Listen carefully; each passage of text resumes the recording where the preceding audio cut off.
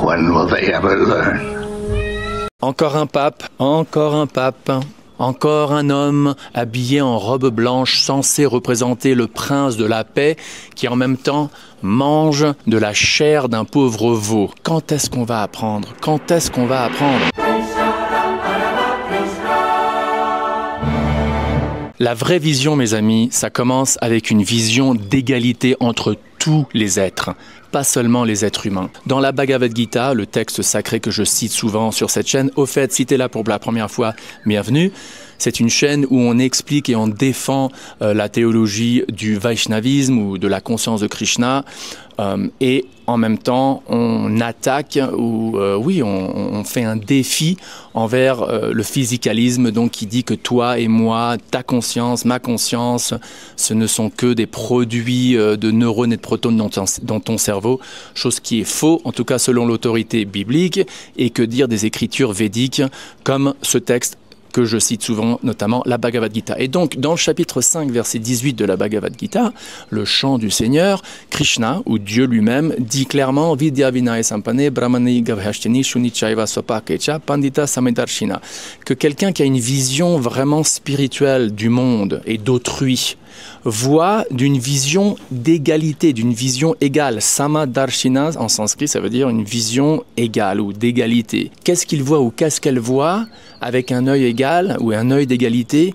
Il voit un animal autant qu'un homme, autant qu'une plante, autant que quelqu'un de très très érudit et très intellectuel, autant que quelqu'un qui est tout à fait pas éduqué, etc., etc. C'est une vision qui transcende toute considération sociale, toute considération raciale et même toute considération d'espèce.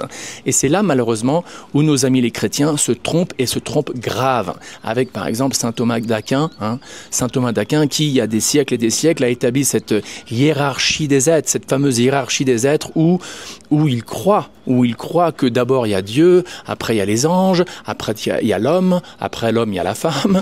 What the fuck? Et après la femme, il y a les animaux, etc., etc. Et donc, cette hiérarchie spéculée a influencé toute la civilisation occidentale depuis 2000 ans, ou depuis 1500 ans, ou depuis l'époque, à croire, consciemment ou inconsciemment, que les animaux sont là pour le plaisir, pour l'exploitation, pour nourrir l'homme et rien de plus. D'ailleurs, il y a même cette idée que les êtres humains ont une âme. Par contre, les animaux, non, ils n'ont pas vraiment une âme. Ils ont un souffle de vie, mais c'est pas pareil, c'est pas une âme comme l'homme a une âme. Mais en tout cas, selon l'autorité de la Bhagavad Gita, et d'ailleurs, si tu n'as jamais lu ce livre, je te recommande d'aller juste ici pour voir un peu ce que les certaines vedettes de Hollywood, etc., ont à dire dessus. Selon la Bhagavad Gita, chaque être qui est ne serait-ce qu'un tout petit peu conscient, même un poisson, même une plante, est une âme et a un corps de plante ou de poisson ou d'être humain, etc. Et donc, c'est notre responsabilité de voir avec un œil d'égalité l'égalité ontologique de chaque être. Et donc, bien sûr, par conséquent, de ne pas les tuer quand c'est pas nécessaire. Isn't that obvious?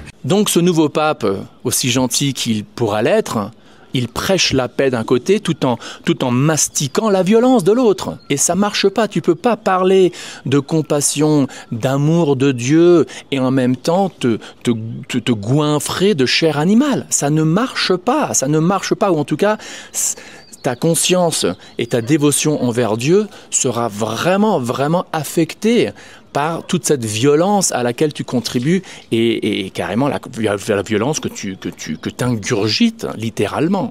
No duh. Et donc c'est triste parce que ce pape, il pourrait changer les choses, il pourrait changer le monde, mais qu'est-ce qu'il fait? Ben non, il nourrit, il bénit, on peut dire, la machine. Il perpétue cette idée chez les chrétiens, que ce soit catholiques ou protestants, qu'il n'y a pas de problème à manger de la viande, que les animaux n'ont pas d'âme et que si t'es un bon chrétien, eh ben peu importe si tu es végétarien ou pas, parce que, encore une fois, l'homme a la domination ou la dominance, comme je sais pas, dominion, comme on dit en anglais, sur les animaux. C'est triste, c'est tragique. Donc encore 20 ans, 10 ans d'un nouveau pape qui va perpétuer. Alors tu pourrais dire, ouais mais non, la Bible, il n'y a pas de référence scripturaire comme quoi un être humain devrait ne pas, comme quoi un chrétien ou une chrétienne ne devrait pas manger de viande. D'abord c'est faux. c'est faux. Hein, il y a plein de références dans l'Ancien Testament. Si tu t'intéresses au sujet, je te suggère, et si tu lis l'anglais, peut-être qu'il y a certains de ces livres qui ont déjà été traduits en français aussi, mais il y a le révérend ou le prêtre Andrew Lindsay, un prêtre anglican vivant à Oxford, qui est prof à Oxford et qui était d'ailleurs mon prof quand je faisais mon master's là-bas. J'ai écrit une de mes dissertations d'ailleurs sur son œuvre. Il a écrit 20 livres et depuis des décennies, il se bat à essayer de convaincre les chrétiens que le plan A de Dieu, c'est qu'ils soient tous végétariens et que c'est seulement le plan B, quand Dieu a vu qu'ils étaient tellement cons, que, bon, il les laisse manger de la viande, mais qu'un chrétien, normalement, ou dans le meilleur des cas, dans le meilleur des mondes, devrait être végétarien. Donc, dans la description de cette vidéo, je mettrai ces liens et je t'invite aussi à voir un super documentaire qui s'appelle Christspiracy.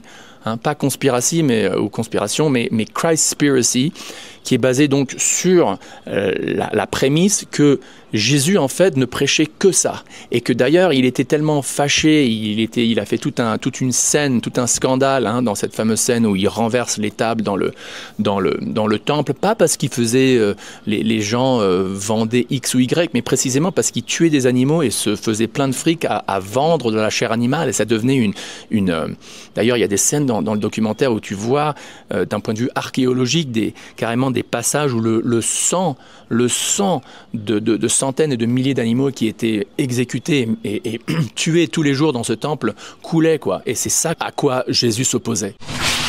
Écoute, c'est même pas la peine de citer des citations, c'est une question de logique rationnelle, et je l'ai déjà mentionné, donc je vais pas le mentionner deux fois, mais rapidement, encore une fois, comment pouvons-nous parler d'une spiritualité dévotionnelle, d'un amour pour les créatures de Dieu, tout en se goinfrant sur la chair de nos frères et de nos sœurs, quand c'est même pas nécessaire, quand on peut tout à fait être satisfait d'un régime basé sur les plantes, quoi.